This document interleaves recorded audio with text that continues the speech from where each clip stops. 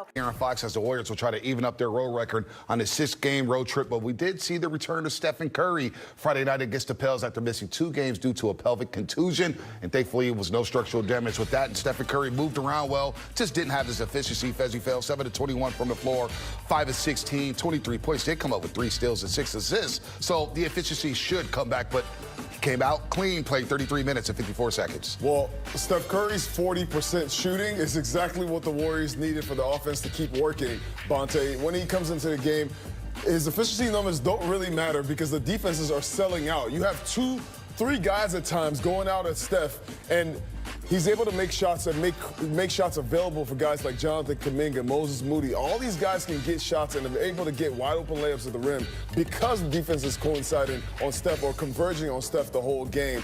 I was watching the Florida game last night, the Elite Eight, and they were down 10 with 7 minutes left in the game. And the Warriors fans who were present said, well, it's just down 10, right? It's just 3 3-point shots. This is what Steph Curry does to everybody. He just makes people think in numbers of threes that you can just make threes like this at the end of the game. Well, that's what the Warriors believe right now. With Steph being back in the lineup, it's only a matter of time for the Warriors to get their chemistry together for them to make a playoff push. Yeah, I think, Bonte, what you said is really key. He played almost 34 minutes, looked really good moving around, found 16 3-point shots, so I'm not concerned about the efficiency numbers at all.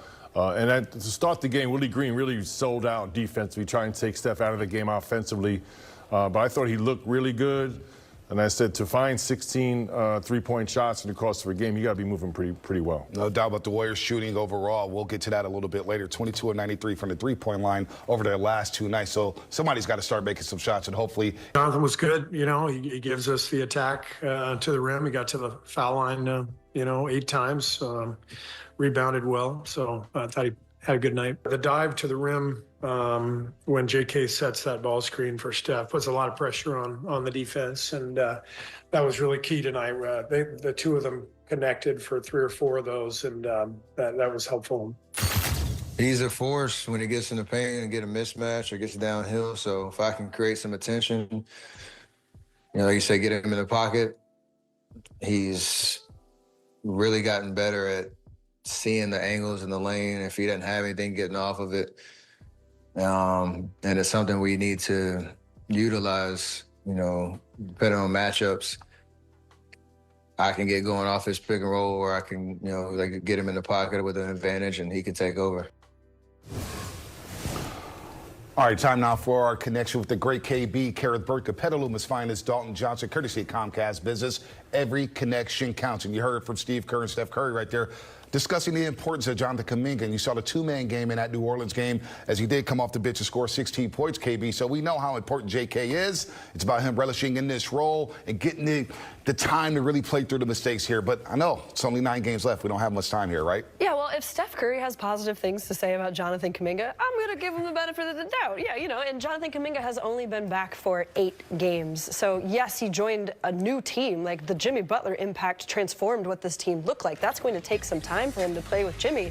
But as long as he's playing well with Steph, okay, that's a good situation. And he's been playing great with Steph all season long, and I thought last game offensively was the blueprint for what works for Jonathan Kaminga with Steph Curry. Through those ball screen actions, he had 3 finishes at the rim and led to 4 free throws for Jonathan Kaminga as well. There is not another player on the Warriors, as Bonte brought up, that invokes more of a toxic conversation online than Jonathan Kaminga. And I'm here to say, take the good right now, especially if it's with Steph Curry. Yeah, it's not working perfectly with Jimmy Butler. In a small sample size, as we brought up, he has a -18 net rating with Jimmy Butler, but a 117.9 offensive rating with Steph Curry, which is Jonathan Kaminga's best with any other player. So it's finding ways to utilize him efficiently in the easiest way to maximize those differing skill sets right now. So I think using him as a screener is just the perfect way to do so.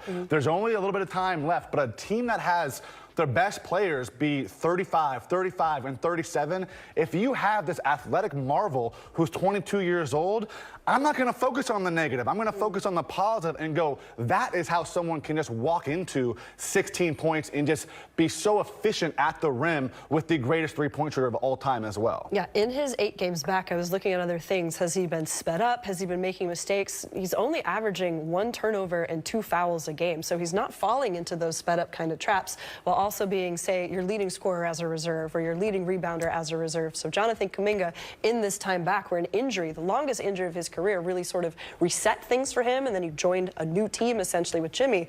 JK's been doing pretty well, guys. Yeah, I agree. He's shooting his free throws better as well over his last 3 games, 75% there. Mully, I'll start with you.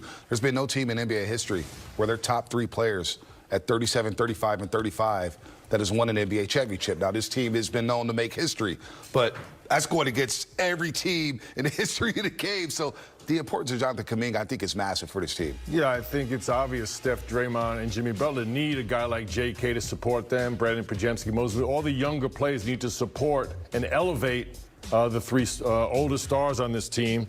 And Jonathan, I think the biggest the biggest topic of discussion really is, has he fit in with the 5-man combination that Steve Kerr feels can have an impact on winning, and what 5 players is that going to be to finish games? So Jonathan, overall, I think he's had a tremendous career. He's only 22 years old. He's improved each and every year. As Kerr mentioned, coming back to this team is way different than in the past because of Jimmy Butler. It's a different dynamic with Jimmy's isolation play in the half court. But overall, he's getting 16 points, 5 rebounds, 2 assists. I think you would like his efficiency numbers a little better than they were this year. 45% from the field, just 32 from 3, 66 from the line. He's shooting better free throws lately. But to me, that's a combination of who he's playing with and how long he's on the floor. We know his stats when he plays over 30 minutes. They're pretty impressive. No doubt. All those numbers rise. So finding the right combination, I think, is the factor here, more than Jonathan as an individual. Well, JK has a world of potential. That last game alone, you saw JK in a bunch of different positions. He came into the game, the starters weren't particularly playing well. It started off the game 14-2, and he was part of the bench mob that really pushed the Warriors. The first play of the game when he came in was him coming down in transition and finding Quentin Post on a back cut. That's him showing the development and chemistry with his teammates. You saw him also come off a ball screen, keep the defender on his hip, and shoot a floater off the glass. Next play, you saw him, he caught the ball, he took the ball on the post, went down and scored it that way. JK can score the basketball. You've seen it in different ways. You saw that in the month of December. He averaged 20 points a game, mid-30s from the 3-point line. He can do all these things, but as a young player, you have to look at the potential, but you also have to look at the ways that you can play him in the game. Right now, the Warriors are looking to make a push in the playoffs, and you're going to have to depend on JK defensively, offensively, but also the Warriors are small. You need his athleticism to be able to make those plays against big men on other teams. Think about the Oklahoma City Thunder. Think about the Houston Rockets. These teams are young and athletic, and JK, even in those lineups, is the most athletic guy on the floor. With GP2's injury, that role may have be even more important now. I was just going to mention that GP2 will be reevaluated on Thursday with the partially torn ligament in his shooting hand, his left thumb. So point of attack defense, maybe JK can pick up the slack there. So the Golden State Warriors are in a really, really good position because it does seem that the Golden State Warriors are currently in a fantastic position to actually stay out of the play-ins if they are able to finish the season off strong. Now, as of making this video, the Golden State Warriors do currently rank in the Western Conference 6, so they are currently out of the play-ins. Now, Timberwolves is not so far behind them because Timberwolves actually have a very similar record. Now, as of making this video, Warriors have a record of 43-31, while Timberwolves have a record of 43-32, so very, very similar there. But when it comes to finalizing and finishing off this season strong, the Warriors can definitely be in a very, very good position to not only finish the season strong, but solidify their spot in a playoffs and have them a very favorable matchup. Now, if this is the case that the Golden State Warriors end up in the 6th spot, they are going to be put against Denver Nuggets as the standings are right now, as Nuggets currently rank 3rd in the Western Conference. So it is definitely going to be a tough matchup, but definitely not tough enough because the Warriors definitely have a great chance of being able to make it through to the finals if they have a great road to the playoffs. Now, when we look at some of the Golden State Warriors' latest games, especially since Steph Curry did, suffer an injury and is currently back, we've actually seen the Golden State Warriors really start to pick it up again, as they are currently on a 2-game win streak as I'm making this video, beating the Pelicans and also beating the Spurs. Now, looking at the matchup against the Pelicans, we saw Golden State Warriors beat them 111-95, so they did a fantastic job there. When it comes to the team, Golden State Warriors didn't really play too well. They did actually only shoot 23% from the field, And on top of that, only shot as well 75% from the free throw line. So they didn't really do too well. It was a little bit of a slow shooting night for them, but it was also a slow shooting night for the Pelicans as well, which actually worked out in Warriors' favor. So they were able to still get the win. Some notable performances was Steph Curry having 23 points, 6 assists, and 4 rebounds. Jimmy Butler also played great and played more balanced as he had 18 points, 10 rebounds, and 4 assists. And also coming off the bench, Jonathan Kaminga having 8 rebounds, 3 assists, and 16 points as well. So the Golden State Warriors have been able to get the ball rolling again. And with their next matchup after that facing off against the Spurs, they were able to blow them out 148-106. And when you actually look at the Golden State Warriors, you definitely see a better result due to the fact that they shot a lot better, shooting 57.7% from the field. They also shot 47% from the three-point line, which is insane, and 78% from the free throw line, which is not bad.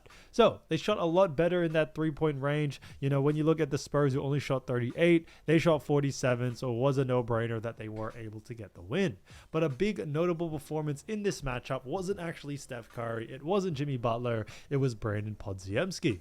Podziemski went absolutely bananas because he had 27 points in this matchup, 6 rebounds, and 5 assists, which was great to see, while also shooting 7 from 9 from the three-point line and went 9 from 14 from the field. But on top of that, coming off the bench was actually Buddy Hield, who had 19 points, 5 rebounds, and 4 assists as well. And the second highest scorer in this matchup was Moses Moody, having 20 points, 3 rebounds, and 3 assists. Now, although Steph, Jimmy Butler, and Draymond Green all played, they played more of a second type role in this game and let those young guns really push it forward, and they were able to really showcase what they're capable of doing. So I think this game really definitely shows the versatility of this Warriors team. Not only can Steph Curry or Jimmy Butler or even Draymond Green go for 30, 25 points, they have other assets. They have players like Hield, like Kaminga, Podziemski, Moody. The list really does go on and on. And I think this is definitely going to pay dividends, not just in the future for this team, but also when it comes playoff time. So the Warriors are in a fantastic position, and when you look at their standings, they are in a very good position to be able to finish off the season strong with only, a handful of games left for the regular season.